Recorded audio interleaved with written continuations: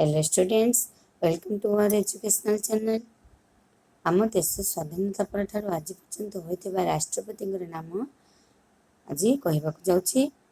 ଆମର ସେମାନଙ୍କ ମଧ୍ୟରୁ ପ୍ରଥମ ରାଷ୍ଟ୍ରପତି ହେଲେ ରାଜେନ୍ଦ୍ର ପ୍ରସାଦ, ଦ୍ୱିତୀୟ ରାଷ୍ଟ୍ରପତି ହେଲେ ସର୍ବପଲ୍ଲୀ ରାଧାକ୍ରିଷ୍ଣନ, ତୃତୀୟ ରାଷ୍ଟ୍ରପତି ହେଲେ ଜାକିର ହୁସେନ, ଚତୁର୍ଥ ରାଷ୍ଟ୍ରପତି ଭିଭି ଗିରି, ପଞ୍ଚମ ରାଷ୍ଟ୍ରପତି ଫକିରୁଦ୍ଦିନ ଅଲି ମହମ୍ମଦ, ଷଷ୍ଠ ରାଷ୍ଟ୍ରପତି ହେଲେ ନୀଲମ ସଞ୍ଜୀବ ରେଡ୍ଡି, ସପ୍ତମ ରାଷ୍ଟ୍ରପତି ହେଲେ ଜ୍ଞାନୀ ଜୟଲ ସିଂ, ଅଷ୍ଟମ ରାଷ୍ଟ୍ରପତି ହେଲେ ଆର୍ ଭେଙ୍କଟରମଣ, ନବମ ରାଷ୍ଟ୍ରପତି ହେଲେ ଶଙ୍କର ଦୟାଲ ଶର୍ମା, ଦଶମ ରାଷ୍ଟ୍ରପତି ହେଲେ କେ ଆର୍ ନାରାୟଣନ, ଏକାଦଶ ରାଷ୍ଟ୍ରପତି ବା 11ତମ ରାଷ୍ଟ୍ରପତି ହେଲେ ଏପିଜେ ଅବଦୁଲ କଲାମ, 12ତମ ବା ଦ୍ୱାଦଶ ରାଷ୍ଟ୍ରପତି ହେଲେ ପ୍ରତିଭା ପଟେଲ,